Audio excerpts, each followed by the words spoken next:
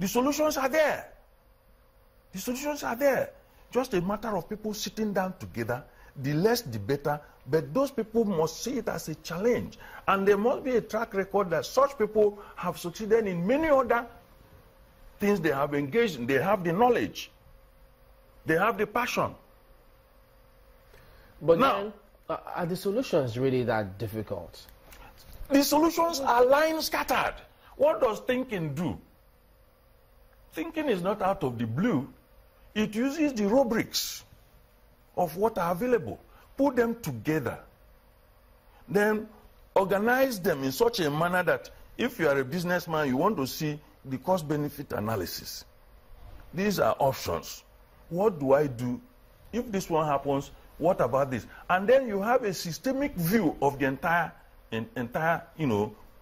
problem firmament, and then come out with the best solution. There are solutions to every problem, many, but you have to choose one. So when we are talking about Niger Delta, for example, as much as even Nigeria, what is the oxygen that is feeding the fire?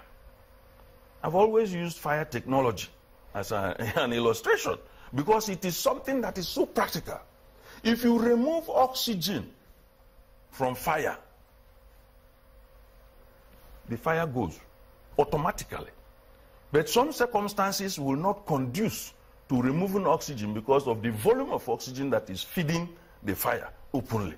So you can look for the blanket type, the thing that is greater or denser than oxygen.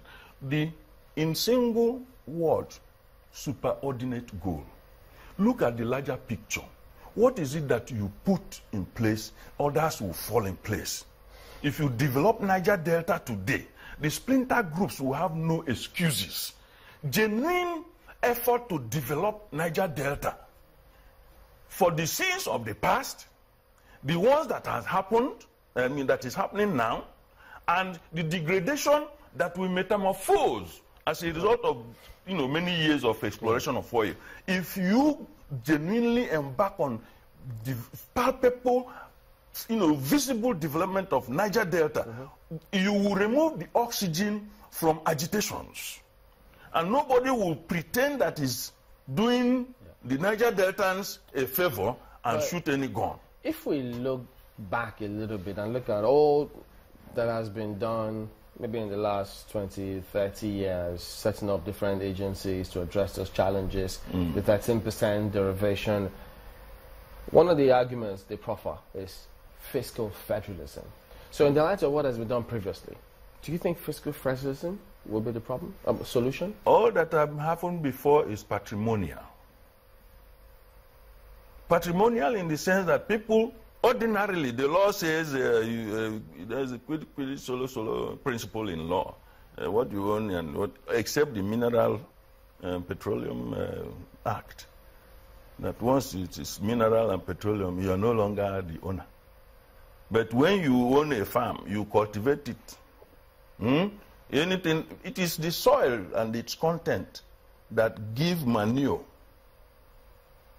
and impetus to growth of new life, of crops.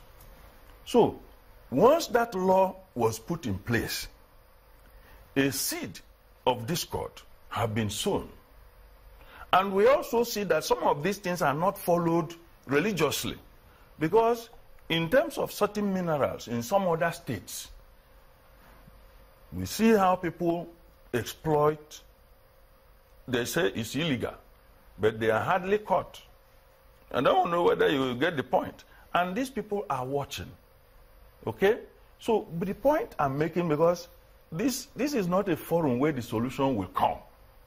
If they organize a few people, they will do a more in-depth and thorough, time-saving analysis of the issues and come with immediate solution to the immediate problem, medium-term solution, okay, and then a long-term solution. But not that in order to resolve this problem once and for all, and take a holistic view of the country, from extrapolation of what has been done. Now that they say they want to negotiate with some groups in the region, do you think that that's likely to be a springboard to a long-term solution? preventing other when groups you from say springing negotiation, that sends a very negative signal. If government... To who and how? To the world. The world includes another group that is, Nigeria is coming across as a nation that does not respect decent citizens. How? Very well. We are fighting corruption under this administration. The effect of that corruption is on everybody, whether you committed it or not. Every day, the media has shifted attention to those who were said to be corrupt or have been called for corruption. Nobody is looking at those people who are suffering malaria, who are dying of hunger, or who are... The media is on that because that's where the news is. The government has voted money and attention. Many cases in courts are suffering.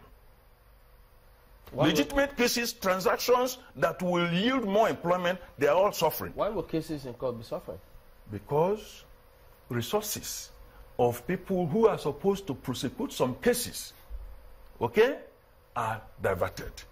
But I'm not into that now. What I'm saying is, there is no incentive to being a good citizen in this country.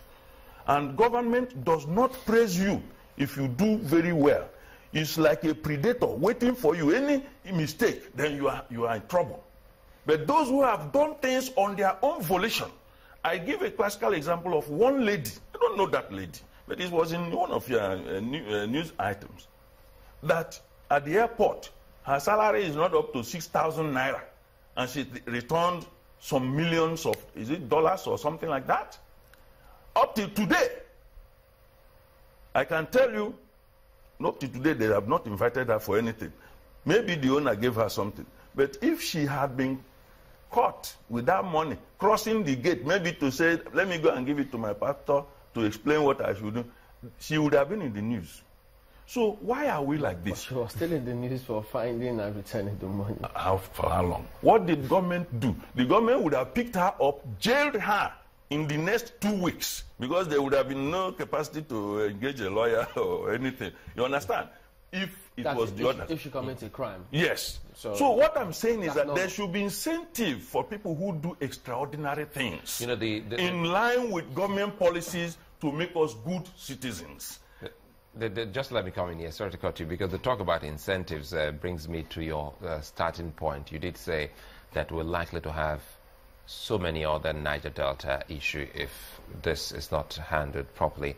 What I'm getting from your comment is that we just might have another region, not even in the Niger Delta, I said it. Talking about and one other issue if we keep having engagement with Some those of them who take up arms. Study leave now. They are studying something. So the issue here is having a dialogue and having to really move in and see that people are not shortchanged. We're talking about justice and equity here now, and fair play in development issues across the nation.